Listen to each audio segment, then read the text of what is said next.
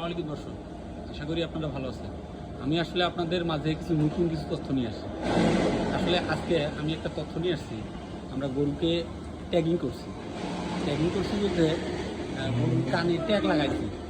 সেই ট্যাগ লাগানোর ফলে কিছু কিছু গাভীতে এবং গরুর বাচ্চা মানে যেগুলো বকনা বাচ্চা, ষাঁড় বাচ্চা, গাভী এবং কিছু অল্প কিছু গরুতে দেখা গেছে যে ট্যাগিং করার ফলে কিছু জায়গায় ঘা হয়ে গেছে।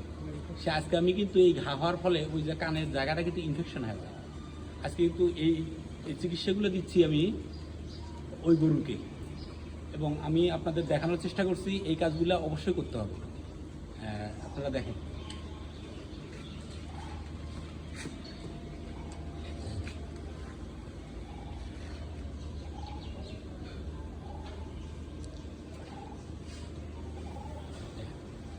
দিলাম এবং গরুর কোন জায়গায় মাখতে হবে।